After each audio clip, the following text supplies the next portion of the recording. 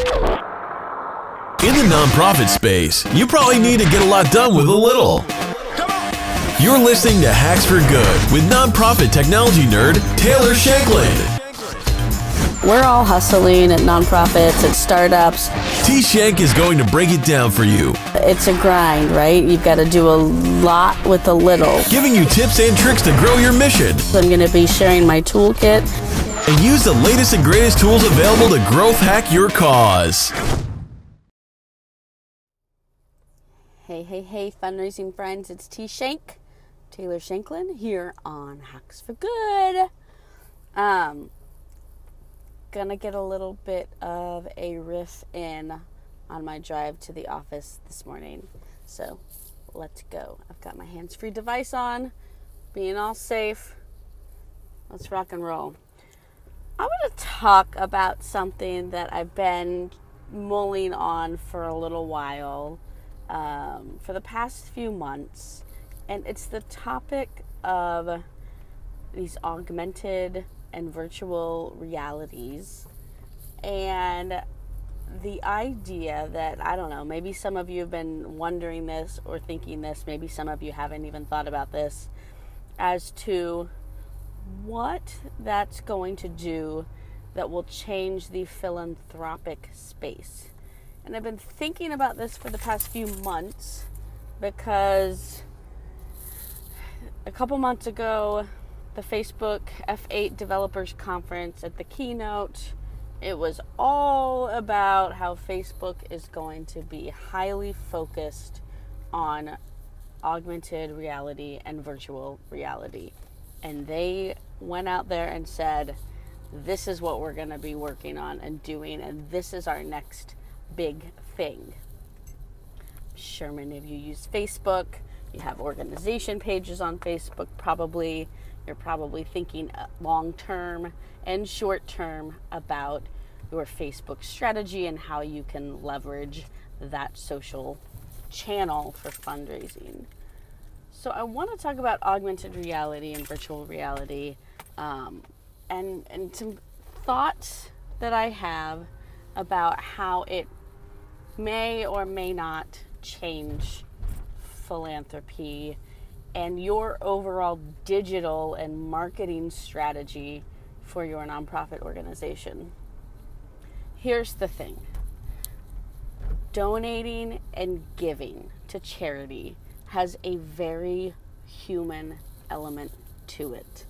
I do not think that it's something that will ever lose that human element. And that's where I do wonder and kind of have some doubts about how much will virtual reality rooms and experiences really take off in terms of the day-to-day and the digital strategy of brands and organizations. I think that human element is missing from it. However, I also think it presents opportunities to create some fun and innovative brand awareness campaigns, maybe fundraising campaigns, but I don't think it's something that you necessarily right now need to be worried about, well, how's this going to change things? Because at the end of the day, I think for the next several years at least, virtual reality is still going to just be something that people do for fun. They might go to virtual reality, they might go to arcades that have virtual reality sets on it.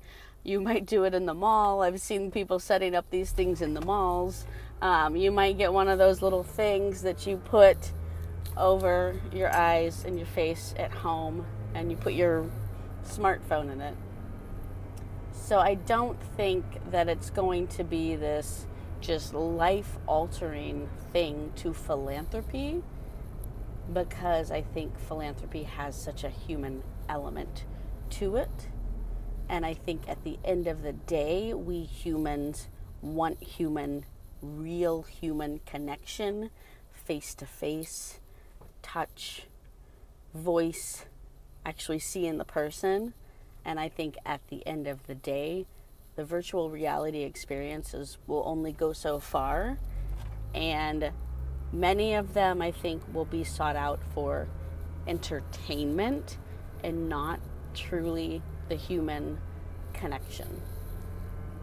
That being said, here's just some fun things you might eventually be able to do with it, especially as Facebook rolls out more functionality to do augmented reality. And augmented reality, what they talked about is it's kind of a cross between reality and them augmenting the real world. So an example of this could be, let's say you are a museum. Let's say you're an art museum. A situation in which you could do something fun with augmented reality is to have people come and do an augmented, everyone paints on our new wall that we're dedicating. And it's a way to bring people and the human connection together, but have everyone kind of get out their phones and do something kind of fun and different. Creating, augmented designs and paintings on a wall at your museum that you are going to be dedicating to some new fund. Maybe you get a major donor or a major corporate sponsor to come out and sponsor this event, and you have food and wine and all of that good stuff. So I do think there are some interesting things. I also think tapping into younger audiences through things like some of the gaming platforms is a way to reach some new audiences. And the gaming platforms, that's not really augmented or virtual reality, but it's kind of, it kind of is. You are stepping into watching someone play a game. And now there's platforms that allow you to watch that, to donate, when someone's playing the game. It's interesting. I've seen some organizations do some stuff with that. And Tiltify is a platform that does that. So I think that's another kind of interesting, creative, innovative way to tap into younger generations in that virtual world. Another thing that can be sort of a virtual experience through other people is looking into getting things like Snap spectacles, having people wear them at your event. So if you do a run or a walk or some sort of event where people are coming out and there's a physical fundraising event that you're having some spectacles that people are wearing and it's capturing the moments. I think that's another interesting way to bring the human element to things, but also capture it in the digital world. And again, that's not augmented or virtual reality per se, but it's, I think, a good way to take the new wave of technology, a new way of how people want to connect and share their experiences and document their experiences, and bring that human connection together with that. Okay, so I'm curious to know other people's thoughts. Comment on this video if you have thoughts about or questions, or if you've been wondering the same thing about how will a focus on virtual and augmented realities and the expansion of that in the coming couple of years, I'm going to guess is probably going to be pretty huge, that there's going to be a huge, massive explosion of this with Facebook and other social media sites probably, and other apps and things like that. So I'm curious to see what people think and if you've got thoughts on how that could change the digital landscape for nonprofit fundraisers and marketers. All right, that's all I've got for now. Later, guys. We really appreciate you tuning in to Hacks for Good. We hope you got some nuggets you can take back to your nonprofit to accelerate growth. or just get your job done faster. Subscribe for regular updates at hacksforgood.com. If you liked it, please share this out with others you think may like it. Until next time.